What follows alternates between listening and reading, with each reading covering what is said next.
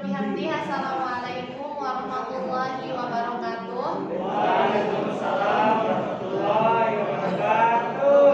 Perkenalkan, kami dari kelompok 2. Saya di sini bernama Nur Hasanah Walidah sebagai moderator, dan pemateri kita pada siang hari ini yaitu Muratul Aini, dan notulen kita Alvina Zuriatul Riyada. Lalu fotografer kita yaitu Abdul Hafiz. Baiklah, di sini kelompok 2 ingin mempresentasikan materi tentang sejarah dari software. Baiklah, untuk mempersingkat waktu, langsung saja kita mulaikan presentasinya. Kepada pemateri, dipersilahkan. Oke, bismillahirrahmanirrahim. Assalamualaikum warahmatullahi wabarakatuh. Waalaikumsalam.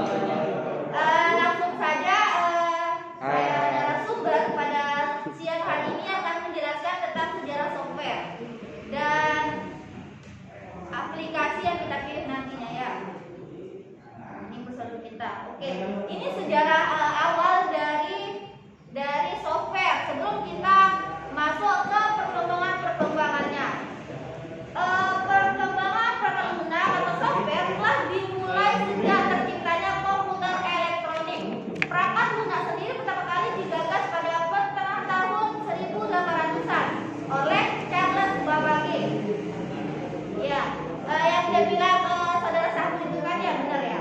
Namun baru dikenalkan ke masyarakat pada tahun 1935 oleh Alan Turing melalui esainya berjudul Nomor Komputasi dengan Aplikasi ke Masalah Institut. Sudah.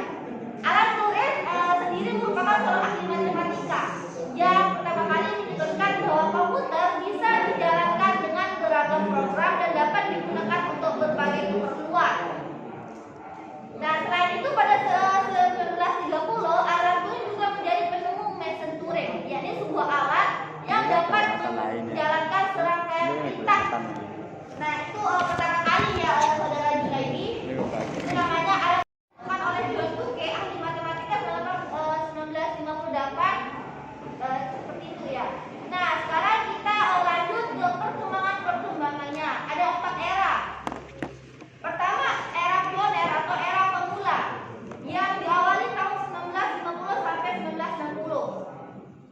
Pada perangkat lunak ini pertama kali itu muncul dalam bentuk sambungan-sambungan kabel dari satu bagian ke bagian lainnya dalam komputer. Itu masih disambungkan pakai kabel-kabel ya. Itu ada fotonya ya, ada kabel-kabel.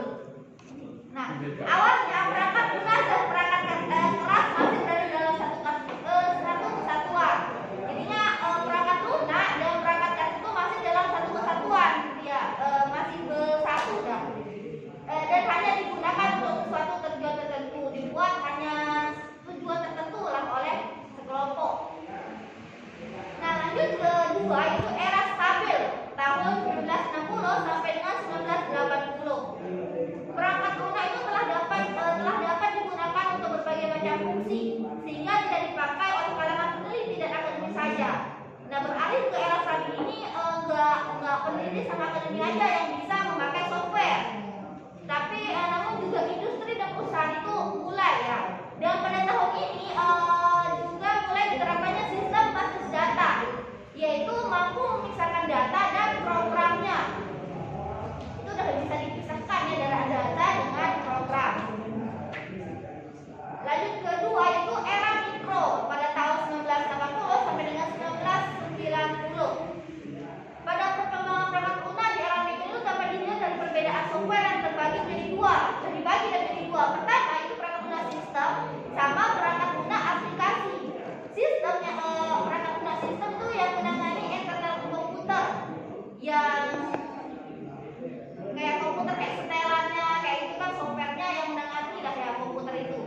Dan perangkat lunak itu aplikasi yang dapat digunakan oleh pengguna secara langsung sesuai kebutuhan dan tujuan tertentu. Kayak dibuatkan Microsoft Word itu kan begitu. Beda di antara internal sama aplikasinya. Dan terakhir itu era modern pada tahun 1990 sampai 2000. Nah, pada era modern itu perangkat lunak sudah berkembang menjadi sangat canggih dan modern. Di masa ini perangkat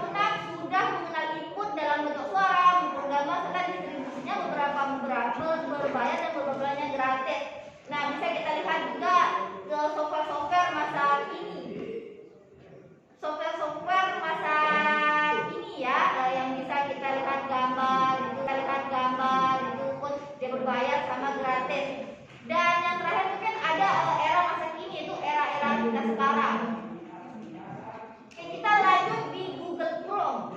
Ini kita mengambil software browsing ya, software browser yaitu Google Chrome. Kita lanjut pengertiannya. Google Chrome itu adalah perambat web, yaitu mesin pencari yang tidak platform yang dikembangkan oleh Google. Jadinya Google-nya itu perusahaannya, kalau Chrome itu bagian dari Google-nya. Nah, perambat itu pertama kali dirilis pada tahun 2008 untuk Microsoft Windows, kemudian diporting ke Android, iOS, Linux, dan macOS yang menjadikannya sebagai perambat bawaan dalam sistem operasi.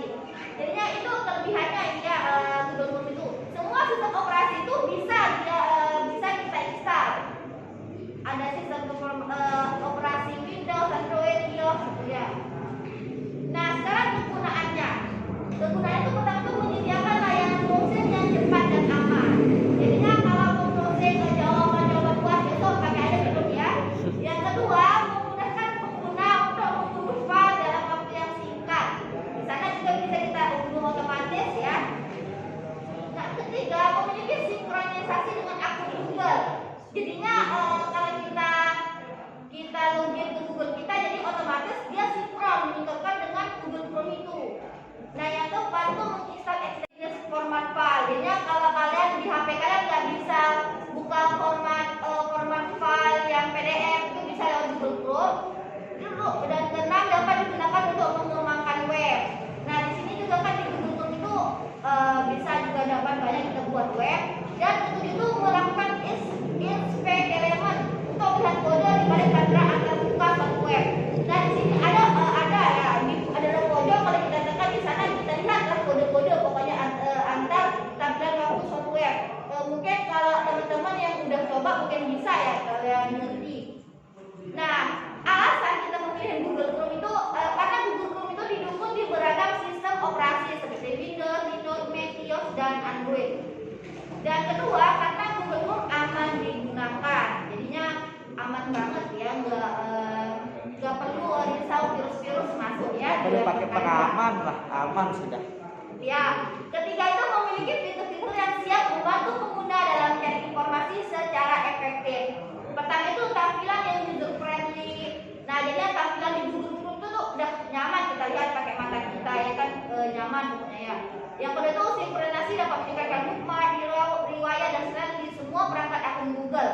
Jadi bisa kita lihat di sana di lewat riwayat, story kita, apa kita pilih, apa kita udah buka di sana ya. Dan itu pemblokiran malware dan iklan. Jadi di sana juga kalau kita nggak mau lihat iklan-iklan kan banyak nih. Kita browsing apa gitu ya, pasti ada iklan Shopee kan itu. Jadi bisa kita blokir dia biar tidak mengganggu. Nah, kedua itu incognito atau mode penyamaran. Nah, jadi maksudnya dari mode penyamaran itu ada berbentuk kayak kacamata bintang. Nah, kalau kita tekan itu kita tuh menyamar, dan history riwayat kita tidak terbaca di akun Google kita. Itu maksudnya di penyamaran. Dan itu extension, itu banyak ekstensi di sana di Google Chrome. Ada ekstensi ya, bisa juga ada main game offline ya di sana kalau nggak ada kuota kita. Nah, di sini itu cara penginstalannya. Nah, cara semulanya ya, kalau kita udah punya HP pasti udah langsung diinstal ya Google Chrome kita di HP kita. Jadinya mungkin kalau